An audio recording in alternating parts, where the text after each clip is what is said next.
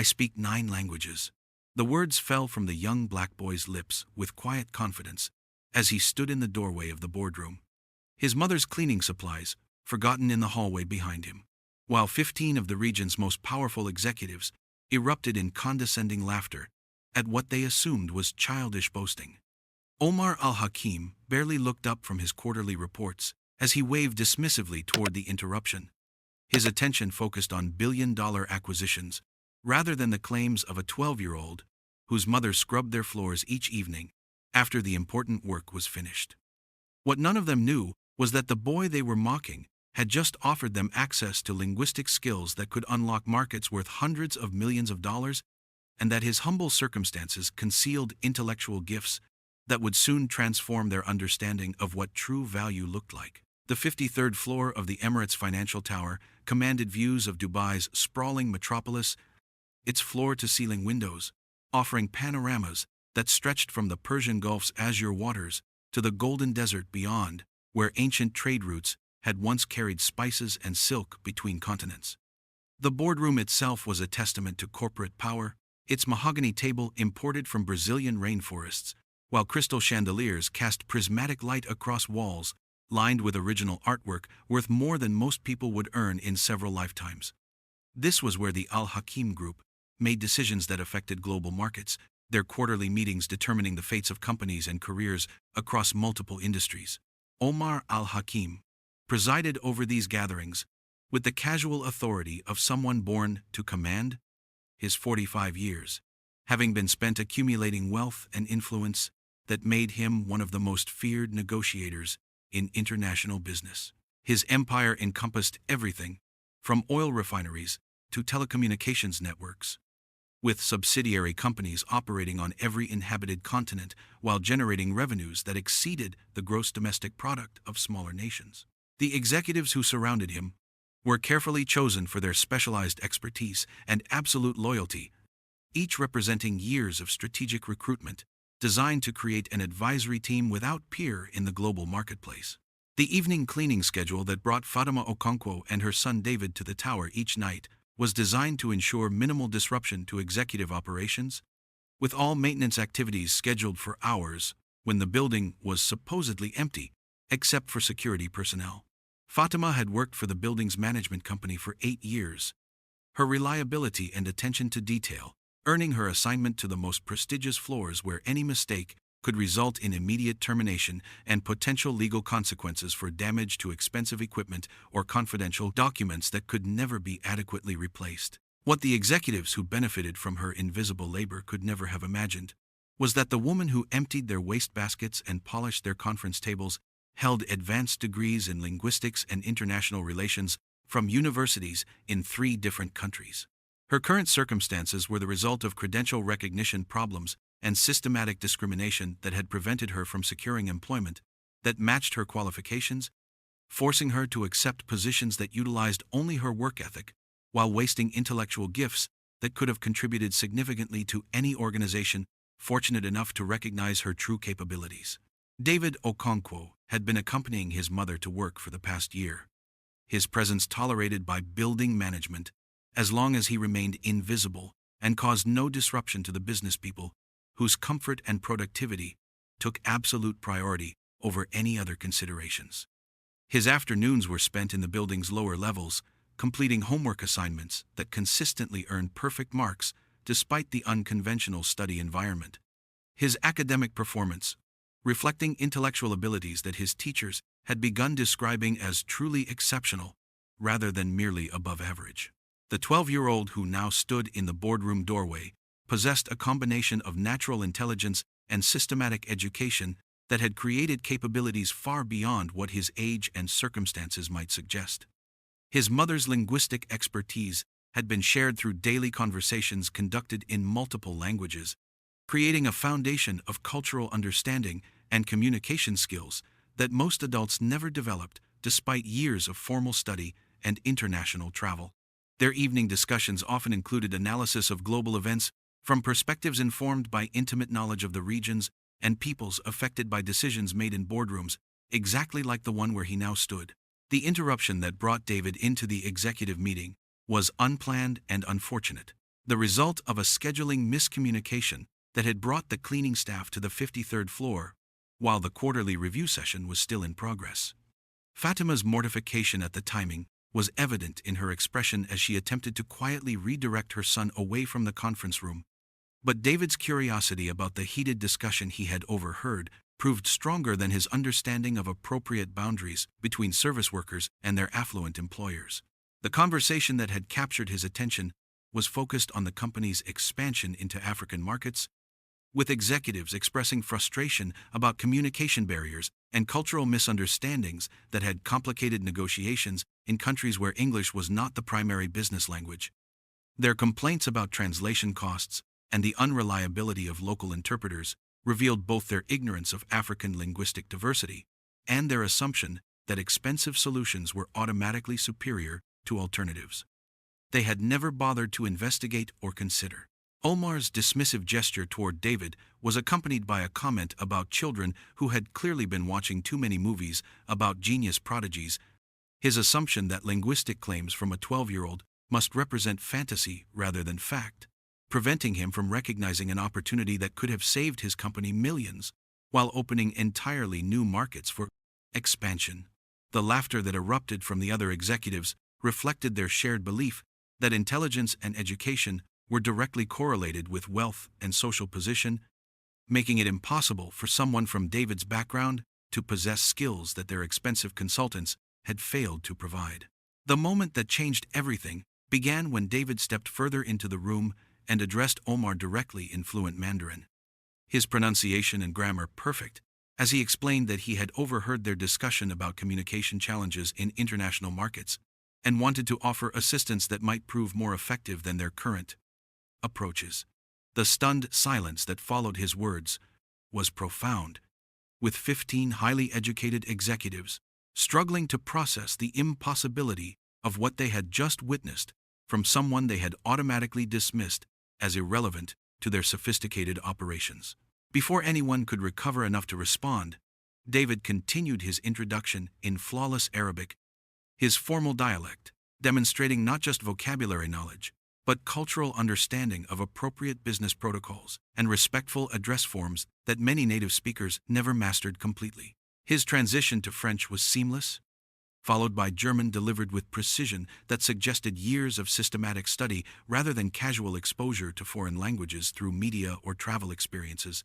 that wealthy families often assumed created meaningful multicultural competence. The linguistic demonstration that followed was methodical and devastating in its implications for everything the executives thought they knew about talent identification and educational assessment. David's Portuguese was delivered with Brazilian inflections that revealed familiarity with specific regional variations, while his Spanish incorporated Mexican colloquialisms that suggested intimate knowledge of North American Hispanic communities rather than textbook learning divorced from practical application and cultural context. His Russian pronunciation was so precise that it prompted one executive to comment in that language about the impossibility of what they were witnessing, only to receive a response that demonstrated David's understanding of complex grammatical structures and idiomatic expressions that challenged assumptions about how languages were properly acquired and maintained. The Swahili that followed was delivered with confidence that spoke to deep cultural connections rather than academic study, while his Arabic returned with Egyptian variations that revealed knowledge of dialectical differences that even educated native speakers sometimes struggled to navigate appropriately. The ninth language that completed his demonstration was Yoruba, spoken with the kind of emotional resonance that suggested family connections and personal history rather than intellectual exercise or academic achievement. His explanation that this was his grandmother's language, preserved and passed down through generations, who understood that linguistic diversity represented cultural wealth rather than educational burden,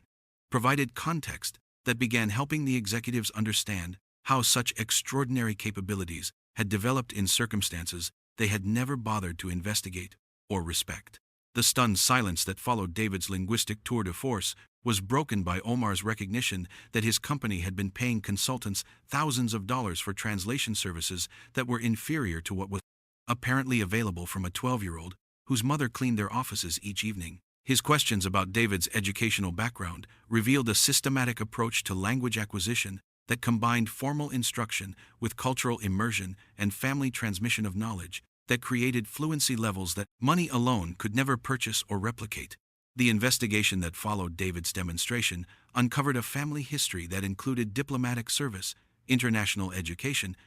and cultural expertise that represented exactly the kind of resources that Omar's company had been seeking. Through expensive consulting contracts and recruitment efforts targeting graduates from elite universities, Fatima's credentials, when properly evaluated by experts who understood international educational systems,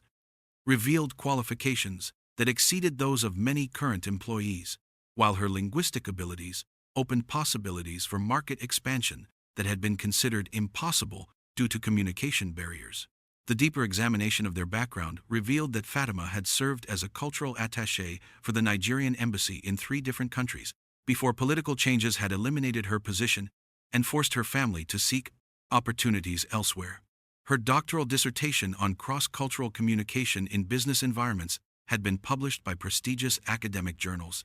while her research into African economic development had influenced policy decisions by international development organizations that the Al-Hakim Group was now desperately trying to partner with for their expansion initiatives. David's linguistic abilities, they discovered, were the result of systematic education that had begun in infancy, with each language introduced through cultural immersion and family connections that created authentic fluency rather than academic knowledge divorced from practical application. His grandmother had been a renowned translator for the United Nations, her expertise in African languages making her invaluable for diplomatic negotiations and international conferences, where precise communication could determine the success or failure of critical agreements between nations. The revelation that David's younger sister Maya, who had been quietly completing homework in the hallway during the boardroom demonstration, was equally gifted in mathematics and computer programming, created additional opportunities for the company, while highlighting how thoroughly they had been overlooking talent that existed within their own building. Her ability to solve complex algorithmic problems that stumped the company's senior software engineers, despite being only 10 years old,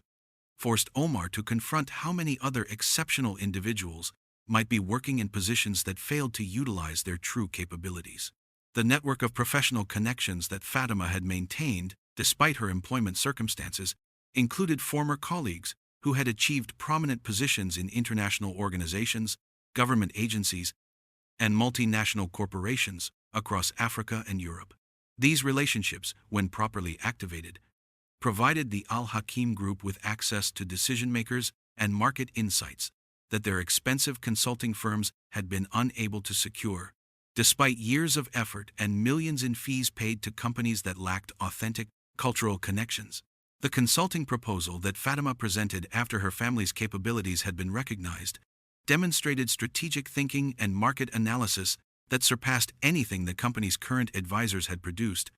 while her recommendations for ethical business practices and community engagement strategies reflected understanding of African markets that could only come from genuine cultural knowledge rather than superficial research conducted by outsiders seeking to extract profit without providing corresponding value to local communities. The pilot program that Omar authorized based on Fatima's recommendations generated results that exceeded all projections within the first quarter, with her cultural sensitivity and linguistic abilities enabling negotiations that had previously stalled for months to reach successful conclusions in matters of weeks. Her approach to relationship building, which emphasized long-term mutual benefit rather than short-term profit extraction, created partnerships that proved more stable and profitable than traditional business arrangements that often collapsed when cultural misunderstandings created resentment and distrust. The training programs that Fatima developed for other company executives who would be working in international markets became models for cross-cultural business education, with her curriculum incorporating both linguistic instruction and cultural competence training that prepared participants for the complex negotiations and relationship management that characterized successful international commerce. Her teaching methods, which emphasized experiential learning and authentic cultural engagement, produced results that traditional business schools had been unable to achieve despite their prestigious reputations and expensive programs. The recruitment strategy that emerged from recognizing the Okonkwo family's extraordinary capabilities led to systematic changes in how the Al-Hakim Group identified and evaluated potential employees, with new hiring practices designed to recognize talent, regardless of candidates' current circumstances or conventional credentialing. The company began partnering with immigrant service organizations and community colleges to identify exceptional individuals whose abilities had been overlooked by traditional recruitment processes that prioritized pedigree over performance and potential. The legal challenges that arose when competitors attempted to discredit the company's new African market successes were effectively countered by Fatima's expertise in international law and her deep understanding of regulatory frameworks across multiple jurisdictions. Her ability to navigate complex legal environments while maintaining cultural sensitivity and ethical standards created competitive advantages that proved impossible for other companies to replicate through conventional legal and consulting services. The media attention that followed the company's transformation from struggling international expansion to market leadership in African commerce created opportunities for David and his family to advocate for educational reform and more inclusive approaches to talent development. Their story became a case study used in business schools and government policy discussions about how systematic discrimination and credential recognition barriers prevented organizations from accessing the human resources necessary for success in increasingly diverse and globalized markets. The research collaborations that developed between the Al-Hakim Group and academic institutions studying multilingual education and cross-cultural communication provided additional validation for approaches that Fatima and David had been advocating, while generating published studies that influenced educational policy and business practices across multiple industries and geographic regions. Their family's success became evidence that supported arguments for more flexible and inclusive approaches to recognizing and developing human potential. The venture capital fund that Omar established to support businesses founded by multilingual immigrants and refugees created a systematic approach to identifying and developing entrepreneurial talent that had been consistently overlooked by traditional investment communities. The fund's portfolio companies, selected with input from Fatima's cultural expertise and David's linguistic abilities, achieved success rates that exceeded industry averages while creating employment opportunities for other exceptional individuals whose circumstances had prevented them from accessing conventional business networks. The diplomatic recognition that the Al-Hakim Group received for their ethical business practices and community development initiatives in African markets led to invitations to participate in international conferences and policy discussions where Fatima's expertise influenced decisions about trade agreements and economic development strategies. Her voice in these forums provided perspectives that had been missing from conversations dominated by representatives of wealthy nations and multinational corporations with limited understanding of local needs and priorities. The scholarship program that David helped design provided educational opportunities specifically for multilingual students whose linguistic abilities were viewed as assets rather than obstacles to academic achievement. The program's graduates went on to careers in international business, diplomacy, and cultural mediation, creating a network of professionals whose capabilities reflected the kind of global competence that modern organizations desperately needed, but had been unable to develop through conventional educational approaches. The technological innovations that emerged from David's collaboration with the company's engineering teams included translation software that preserved cultural nuances and contextual meanings that automated systems consistently failed to capture accurately. These tools became industry standards that enabled more effective international communication while respecting the complexity and richness of human languages that had been oversimplified by previous technological approaches to cross-cultural communication challenges. The transformation that began that evening extended far beyond simple employment opportunities to encompass fundamental changes in how the Al-Hakim Group approached talent identification and cultural competence in their international operations. David's abilities were recognized not as curiosities, but as strategic assets that could provide competitive advantages in markets where cultural understanding was often more valuable than financial resources or technological superiority. The educational opportunities that became available to David through Omar's recognition of his gifts included access to advanced programs designed for exceptionally capable students, while his mother's transition from cleaning staff to senior cultural consultant created a family success story that challenged every assumption the executives had made about merit, opportunity, and the correlation between current circumstances and individual potential. The consulting contracts that Fatima secured with multiple international corporations seeking her expertise in African markets and cross-cultural communication generated income that exceeded what she had previously earned in several years of night shift cleaning work. While her insights into regional business practices helped companies avoid costly mistakes that had previously resulted from cultural misunderstandings and inappropriate negotiation strategies. The mentorship program that Omar established in response to David's revelation created systematic opportunities for identifying and developing exceptional talents, regardless of their family backgrounds or current circumstances,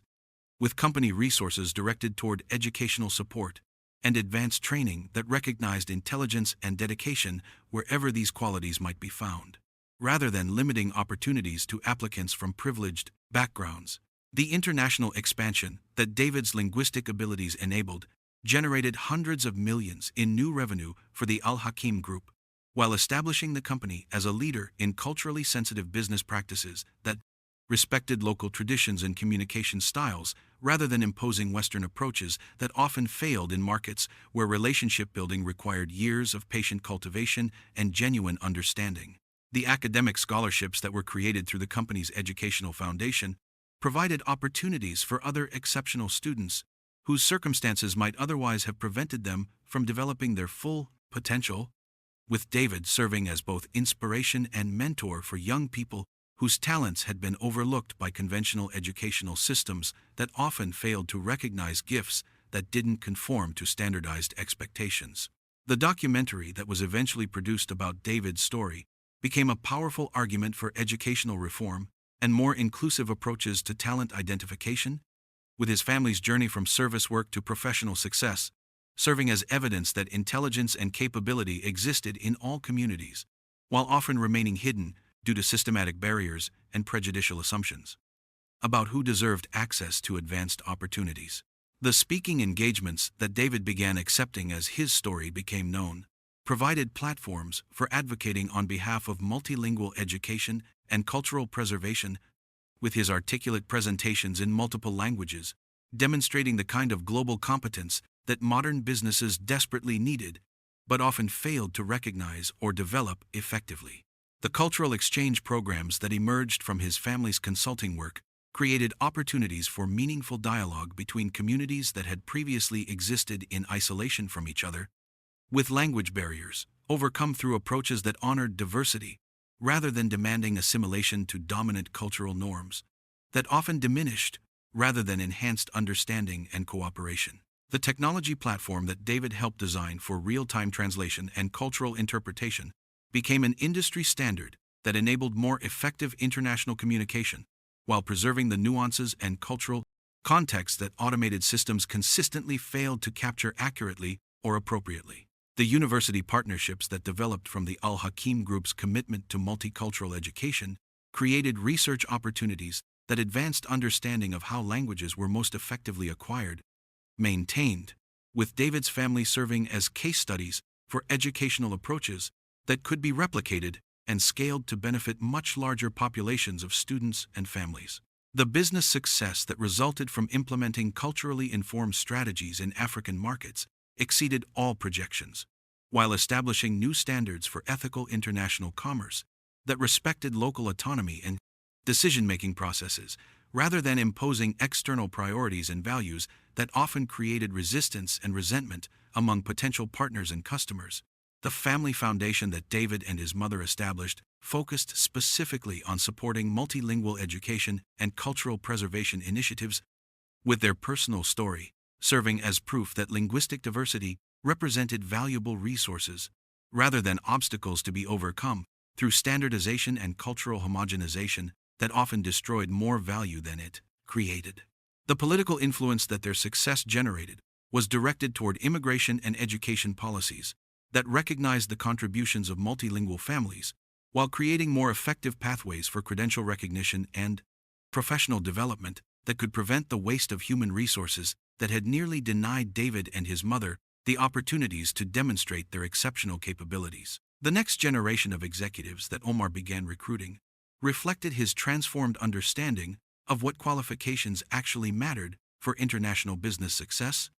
with linguistic abilities and cultural competence weighted more heavily than traditional markers of elite education and social status that had previously dominated hiring decisions without producing corresponding improvements in business outcomes. The industry recognition that the Al Hakim Group received for their innovative approaches to cross-cultural business development established new benchmarks for corporate social responsibility, while demonstrating that ethical practices and inclusive policies could generate superior financial returns when properly implemented and supported by leadership committed to meaningful change rather than superficial gestures. Before we wrap this story up, I'd like to thank you for reaching this far. And if you enjoyed this story as much as I think you did, then be sure to show your support by liking and subscribing so this channel. Now back to the story. The evening that had begun with dismissive laughter at a child's claims about linguistic abilities had become the catalyst for transformations that extended far beyond individual career changes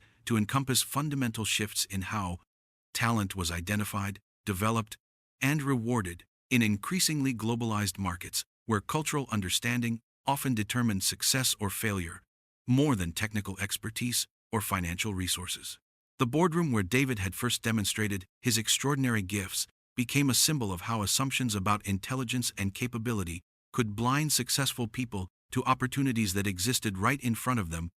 while his family's journey from invisible service work to international consulting demonstrated that true value had little correlation with social position or inherited advantages, but rather reflected dedication, intelligence, and the kind of cultural wealth that money alone could never purchase or create. Years later, when David looked back on the moment when he had interrupted a boardroom meeting to offer linguistic assistance that no one had thought to request from him,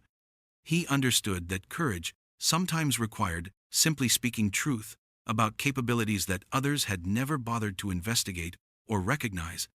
while transformation often began with small acts of self-advocacy that created opportunities for others to choose between continuing with comfortable assumptions or opening themselves to possibilities that could change everything for everyone involved.